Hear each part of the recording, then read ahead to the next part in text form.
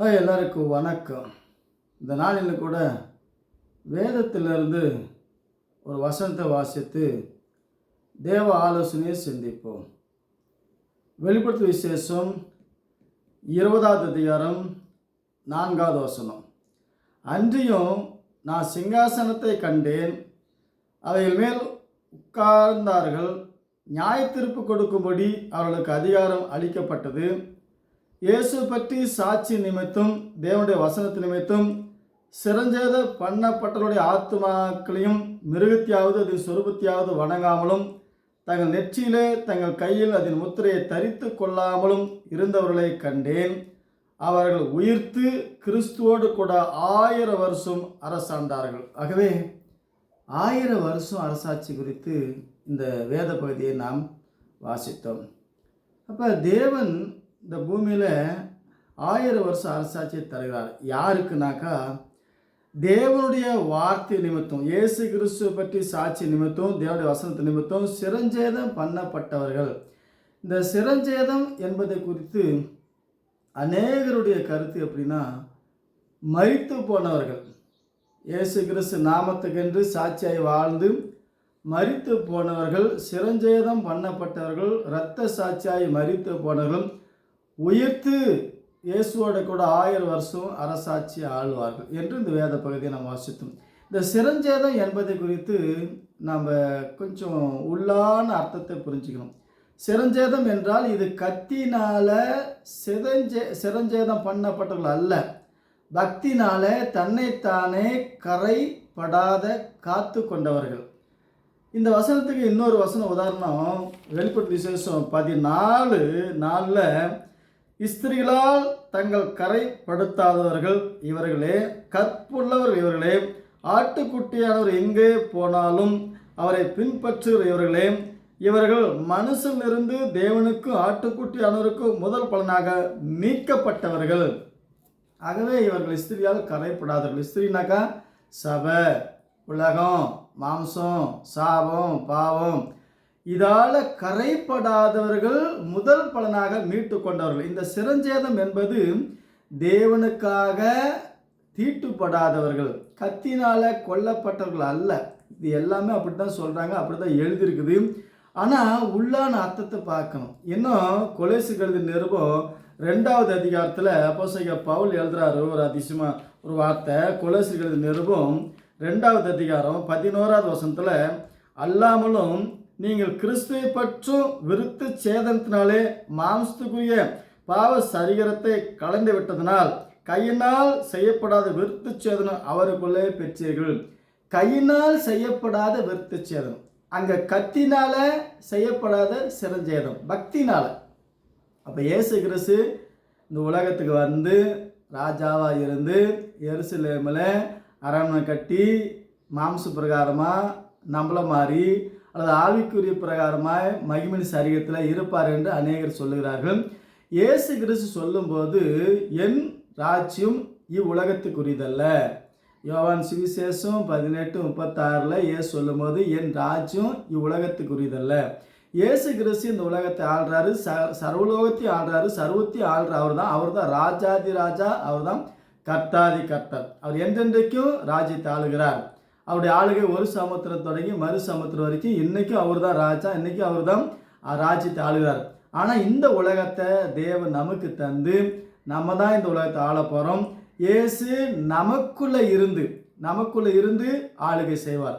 1000 வருஷ அரசாட்சியில் இயேசு நம்மளை போல அல்லது மகிமை சரீரத்தில் இந்த உலகத்தில் இருந்து நான் தான் ராஜா, நான் தான் உங்களுக்காக சிலுவையில் மரித்தேன், என்னை பாருங்கள், தொட்டு பாருங்கள் என்று சொல்லி மாம்ச பிரகாரமாக இறக்க போகிறதில்ல. இன்னும் கூட கொலேசியர் 2:20 வாசித்தா, நீங்கள் கிறிஸ்துவோடு கூட உலக வழிபாட்டுக்கு மரித்ததானால் இன்னும் உலக வழக்கத்தின்படி பிழைக்கிறது போல உலக வழிபாட்டுக்கு மரித்து போனது. அதனால தான் இந்த வார்த்தை வெளிப்படுத்து விசேஷம் 20வது அதிகாரம் 4வது வருஷத்தில் சிரஞ்சேதம் பண்ணப்பட்டவர்கள் அப்படின்னாக்கா உலக வழிபாட்டுக்கு மரித்தவர்கள், தேவனுக்காக உயிர்த்தவர்கள். இயேசு கிறிஸ்து சொல்லும்போது யோவான் சுவிசேஷம் 8வது அதிகாரம் 51வது வசனத்தில், ஒருவன் என் வார்த்தையை கை கொண்டால் என்றென்றைக்கும் மரணத்தை காண மாட்டான், இப்போ வார்த்தையை கை கொண்டவர்களுக்கு மரணம் கிடையாது. கிறிஸ்துவோடு கூட நம்ம அடக்கம் பண்ணப்பட்டோம், கிறிஸ்துவோடு கூட நாம் உயிர் தெழுந்து விட்டோம். இயேசு வரும்போது, இயேசு நமக்குள்ளே இருந்து உலகத்தை ஆளுகை செய்ய தேவன் நமக்கு தரும்போது, இனி இயேசு கிறிஸ்து உலகம் முடிவு பரியந்தும் சகல நாட்டில் நம்மளோட கூட இருக்கிறார். அவர் இனி வந்து தான் உலகத்தை மீட்டு ராஜ்யத்தை நமக்கு தருவார் என்று அநேகர் சொல்கிறார்கள். உலகம் முடிவு பரிந்து சகல நாட்டில் நம்மளோட கூட இருக்கிறார். 1000 வருஷ அரசாட்சியில் தேவன் சொல்லி கொடுக்குற வார்த்தை யோவான் சுவிசேஷம் 14:20 நான் பிதாவிலும் பிதா என்னிலும் நீங்கள் என்னிலும் நான் உங்களிலும் இருக்கிறது அந்நாளில் அறிவீர்கள். 1000 வருஷ அரசாட்சியில் இயேசு நமக்குள்ளே இருப்பதை நாம் அறிந்து கொள்ள முடியும். சொன்னால் நடக்கும், கட்டளையிட்டா வாய்க்கும். அதனால தான் இயேசு கிறிஸ்து சொல்லும்போது மத்தேயு சுவிசேஷம் 17:20 உங்களால் கூடாத காரியம் ஒன்றுமில்லை. அவிசுவாசத்தினால்தான் அந்த பிசாசு ஓட்ட முடியல. கடுகளவு உங்களுக்கு விசுவாசம் இருந்தால் இந்த மலையை பார்த்து பெயர்ந்து சபத்துதை தள்ளுண்டு போன்னு சொன்னால் அப்படி ஆகும். உங்களால் கூடாத காரியம் ஒன்றுமில்லை. இப்போ அநேக காரியம் நம்மளால் கூடாமல் இருக்கலாம். 1000 வருஷ அரசாட்சியில் தேவன் நமக்குள்ளே இருந்து நம்ம சொல்கிறதெல்லாம் வாக்கியம். எப்படி எலியா வந்து என் வார்த்தையன்றி பனியும் மழையும் பெய்யாது என்று சொன்னானோ, அதே போல் அந்த 1000 வருஷ அரசாட்சி ஆரம்பிக்கும் போது கிறிஸ்து நமக்குள்ளே இருப்பார். சாத்தான் என்றும் பிசாசு என்றும் வலு சர்ப்பத்தை கட்டி பாதாளத்தில் பூட்டி நம்ம 1000 வருஷ அரசாட்சி டியூட்டி செய்யும் போது தேவன் நமக்குள்ளே இருப்பார். எருசலேமில் இருந்துக்கிட்டு நான் தான் ராஜா, என்னை பாருங்க, நம்மளை மாதிரி சாப்பிட்டுக்கிட்டு நம்மளை மாதிரி தூங்கிட்டு நம்மளை மாதிரி குளிச்சுக்கிட்டுலாம் இருக்க மாட்டார். இயேசு உலக முடிவு பரிந்தும் சகல நாட்டிலும் நம்மளோட கூட இருக்கிறாரு. இயேசு எப்போ வருவார் என்று சொல்லி மத்தேயு சுவிசேஷம் 24:23 வாசித்தாக்கா தெளிவாக சொல்கிறாரு தேவன் எப்போ வருவார் என்று. அதுக்கு முன்னாடி இயேசு கிறிஸ்து நமக்குள்ளே இருந்து தான் இந்த உலகத்தை ஆளுகை செய்வார். 1000 வருஷ அரசாட்சி இயேசு நமக்குள்ளே இருப்பார். மத்தேயு சுவிசேஷம் 24:3 வாசித்தாக்கா அநேகர் கிறிஸ்து அங்கே இருக்கிறார், அது இங்கே இருக்கிறார் என்று சொல்வார்கள். ஆனால் நம்பாதீங்கள். ஏனெனில் கள்ள கிறிஸ்துவர்களும் கள்ள தீர்க்கதரிசிகள் எழுப்பி கூடுமான வரைக்கும் தெரிந்து கொள்ளப்பட்டு வஞ்சிக்கத்தக்காத பெரிய அடையாளங்கள் அற்புதம் செய்வார்கள். இதோ நான் உங்களுக்கு முன்னதாக அறிவித்தேன். ஆகையால் அதோ வனாந்தரத்தில் இருக்கிறார் என்று சொல்வார், ஆனால் புறப்படாதீர்கள். இதோ அறை வீட்டுக்குள் இருக்கிறார் என்று சொன்னால் நம்பாதீங்கள். மின்னல் கிழக்கிலிருந்து தோன்றி மேற்கு வரைக்கும் பிரகாசிக்கிறது போல மனுஷகுமாரன் வருகை இருக்கும். அப்போ தேவன் எப்போ வருவாருன்னு சொல்லி அவரே சொல்கிறாரு. அநேகர் அதுக்கு முன்னாடி வந்து நானா கிறிஸ்து சொல்லுவாங்க. இயேசு கிறிஸ்து பகிரங்கமாக தான் வருவார். இனி வந்து இந்த உலகத்துக்கு வரும்போது நம்மளை மாதிரி பார்க்கவோ, நம்மளை மாதிரி இருக்கவோ, நம்மளை மாதிரி பழகவோ இல்லை. அவர் மாம்சத்தில் இனி வரப்போறதில்லை. பகிரங்கமாக பிதாவின் மகிமை பொரிந்துராய் வானத்தில் எக்கால சத்தத்தோடு வருவார்.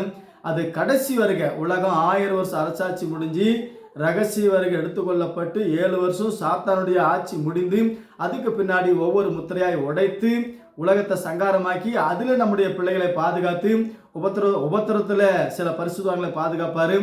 100% தேவனுக்கென்று கரைப்படாது இருக்கிறவர்கள் 1000 வருஷம் வாழ்ந்து எடுத்துக்கொள்ளப்படுவார்கள். அந்த 100க்கும் கம்மியாக இருக்கிறவர்கள் 30, 60 இருக்கிற ஜனங்க பரிசுத்தவான்கள் என்று சொல்லக்கூடிய புத்தி உள்ள கன்னி, புத்தி இல்லாத கன்னிகள், அவங்க 1000 வருஷ அரசாட்சி முடிஞ்ச பின்னாடி உபத்திரவ சிக்கிக் கொள்வார்கள். இந்த 1000 வருஷ அரசாட்சியில் தான் நித்திரை மயக்கம் அடைந்து விட்டார்கள். பூமி ஆசீர்வாதமாக இருக்கும், ஐஸ்வர்யமாக இருக்கும், யுத்தம் இருக்காது, ரத்தம் இருக்காது, கொலை எது இருக்காது. இந்த பூமியில் 1000 வருஷம் ஏதேன் தோட்டம் போல இருக்கும். கிறிஸ்து நமக்குள்ளே இருந்து நம்ம தான் ராஜாக்களும் ஆசாரியமாக இருப்போம். ஆகவே 1,44,000 பேர் யூதர்களை தேவன் உலகத்தை ஆளுகை செய்ய முடியாது, நிர்ணயம் பண்ண முடியாது. ஞானத்திலும் அறிவிலும் புத்தியிலும் மெமரி பவர் கொடுத்து உலகத்தை டிசைன் பண்ணி கொடுப்பார். யூதர் மூலமாய் புறஜாதியாக நாம ஆசாரியாக இருந்து தேவனுடைய வார்த்தையில் 1000 வருஷம் சாகா வரம் பெற்று வாழ்வோம். இயேசு கிறிஸ்து இந்த 1000 வருஷம் அரசாட்சி முடிஞ்சு ரகசிய வருகை 7 வருஷம் முடிஞ்சு பிசாசுடைய ஆட்சி 7 வருஷம் முடிஞ்சு அதுக்கு பின்னாடி தான் இயேசு பகிரங்கமாக வருவார். அதுக்கு முன்னாடி எருசலேம் வந்து உட்காந்துக்கிட்டு நான் தான் ராஜா, நான் தான் ஆளுகை செய்ய போகிறேன் என்று சொல்வதெல்லாம் இல்லை. அதெல்லாம் கற்பனை கதைகள், அது விளங்காத விளக்கங்கள். ஆகவே 1000 வருஷ அரசாட்சியில் தேவன் நமக்குள்ளே வாசமாக இருப்பார். அப்போ நாம் சொல்கிறதெல்லாம் நடக்கும். இயேசு கிறிஸ்து அந்நாளிலே நான் உங்களுக்குள்ளே இருப்பதே அறிந்து கொள்வீர்கள். ஆகவே 1000 வருஷ அரசாட்சி குறித்து இனி வரும் நாட்களில் தெளிவான விளக்கத்தை நாம் பார்ப்போம். கர்த்தர் உங்களை ஆசீர்வதிப்பார். ஆமென்.